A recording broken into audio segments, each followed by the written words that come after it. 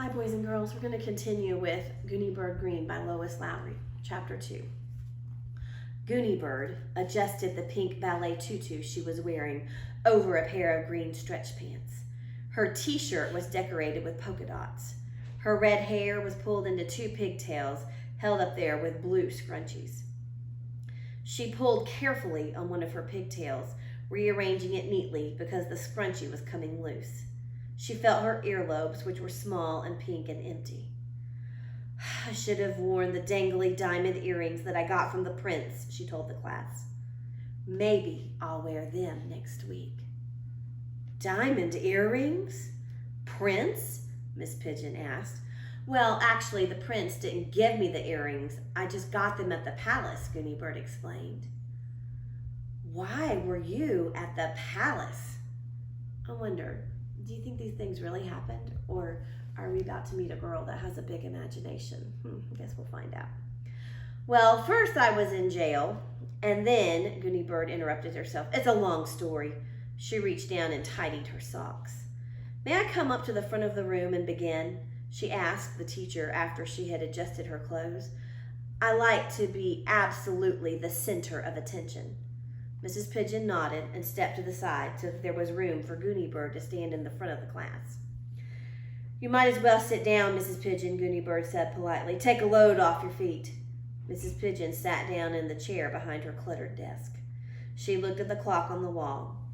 We have 15 minutes, she said, before arithmetic. All right, and here's a picture of Gooney Bird Greene adjusting her hair. And if she has 15 minutes to tell her story before arithmetic, arithmetic is just a big fancy word for math. Class, Gooney Bird said, you heard Mrs. Pigeon. We have just 15 minutes. There are many Gooney Bird stories I might tell you, but I only have time for one today. Who has a suggestion for a story? Ben's hand shot up. Tell about how you came from China, he said. Nicholas called, why were you named Gooney Bird? Chelsea was wriggling and wiggling in her seat. The palace, she said. Tell about jail and the palace and the diamond earrings. Other hands were waving, but Gooney Bird motioned for those children to put their hands down. She looked around the room, thinking. I wonder which story she's going to lead with. The title of this story, she said at last, is How Gooney Bird Got Her Name. Just like how the leopard got his spots, Barry Tuckerman said in a loud whisper. Barry, pay attention, please, Gooney Bird said. I like to have absolutely all eyes on me. Then the class went silent, and all eyes, except those of Felicia Ann, who always looked at the floor, were on her, and she began. How Gooney Bird Got Her Name.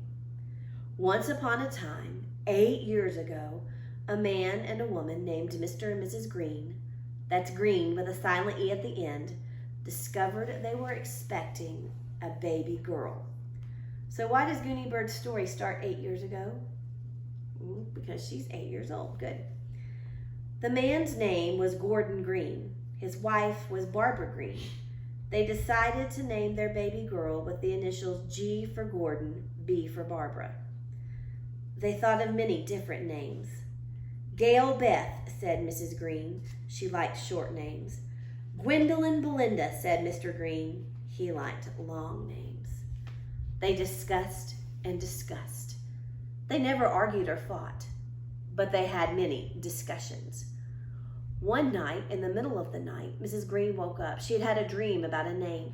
She nudged Mr. Greene until he woke up a little bit. Then she said, Georgina Babette. No, he said, and went back to sleep. One night, Mr. Greene woke up, nudged his wife, and told her that he had a dream. Gazpacho banana, he said. That was a nightmare you had, his wife said. He agreed. They both went back to sleep. Finally, because they could not make up their minds about a name, they decided they would wait until the baby girl was born. Then they would look at the baby, and somehow they would just know what her name should be. Grace Bridget or Gloria Bonnie or some other name. They waited and waited for the baby's birth. It takes many months, as you know. All the G and B combinations, that's interesting. Gooney Bird paused in her story. She could see that many of the children wanted to wave their hands in the air and say things. Class, she said. Any comments so far? Any questions? We have 9 minutes left, Mrs. Pigeon reminded them, before arithmetic. Kiko asked in a small voice, "Did he really say gazpacho banana?" "Yes, he did," Gooney Bird said. "I tell only absolutely true stories." Barry Tuckerman stood up beside his desk. "I was named a B in my name from my grandfather," he said. "My grandfather's name was Benjamin." "That's my name," Ben called out. "My grandfather was in college when my grandmother went to jail," Barry added, "or he would have gone with her." Tricia raised her car and said, "My cat's name is Fluffernutter." 4 more minutes, Mrs. Pigeon announced. "Let Gooney Bird get back to her story so that we can hear the ending." "Did you notice, class," she added, "how she uses characters and dialogue, and her story is full of suspense? It's a cliffhanger, isn't it? What a good storyteller Gooney Bird is." "Ready?" Gooney Bird asked the class. "Ready," the class shouted, all but Felicia Ann, who never shouted. "Okay, here comes the ending." Finally, one spring morning, the baby girl was born. She weighed 6 pounds and 14 ounces. She had red hair. "Look," said her mother. "She wiggles her head around looking for food when she's hungry. Isn't that cute? It reminds me of something, but I forget what." Her father peered down at the new baby in his wife's arms. He smiled. "She has very big feet. Isn't that cute? It reminds me of something, but I forget what." Mr. and Mrs. Greene looked at their sweet baby. They thought and thought. Wonder what they're trying to remember. Mr. and Mrs. Greene, "It's coming back to me," Mr. Greene said at last. "Do you remember when we went on that bird watching trip to the various islands in the Pacific Ocean and we saw all kinds of marine birds?" "That's it," his mother said. "She looks very much like one of those birds, but which one?" "Let's get out our photograph album from that trip," Mr. Greene said. Together they turned the pages of the album. And here's a picture of Mrs. Greene holding the baby girl. "Double-crested cormorant," Mrs. Greene said. They looked down at the baby. No, she didn't look like a double-crested cormorant. "Red-necked grebe," Mr. Greene suggested. They looked at the baby again. "She does have a red neck," Mr. Greene said. "She does not," Mrs. Greene said. "It's pink." They turned the pages some more. Suddenly they both said, "Oh!" Very carefully they looked at the photograph. Then very carefully they looked at the baby. "Big feet," Mr. Greene said, "just like our babies." "And a head that bobs around," Mrs. Greene said, "just like our babies." "That's the one," they agreed. They read the label under the photograph. It said, "Laysan albatross," the label said. "I don't think Laysan albatross Greene is a very pretty name for a baby," Mrs. Greene said sadly. "It sounds too scientific." "I agree," said Mr. Greene, "but look at the small print."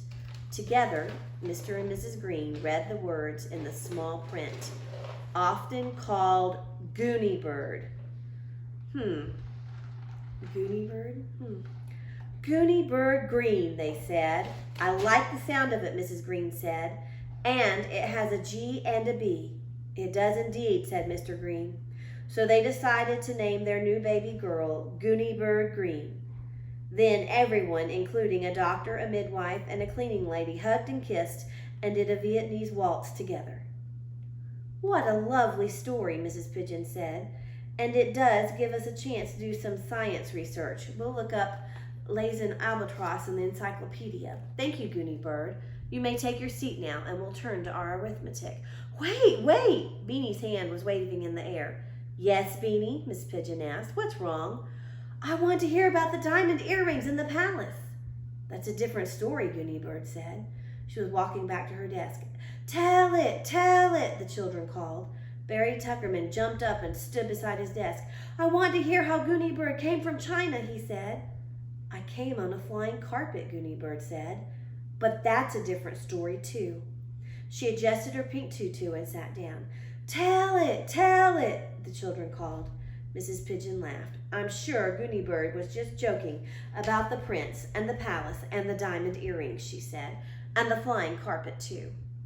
Gooney Bird had already opened her arithmetic book. She looked up in surprise. "No," she said, "I wasn't joking. I tell only absolutely true stories."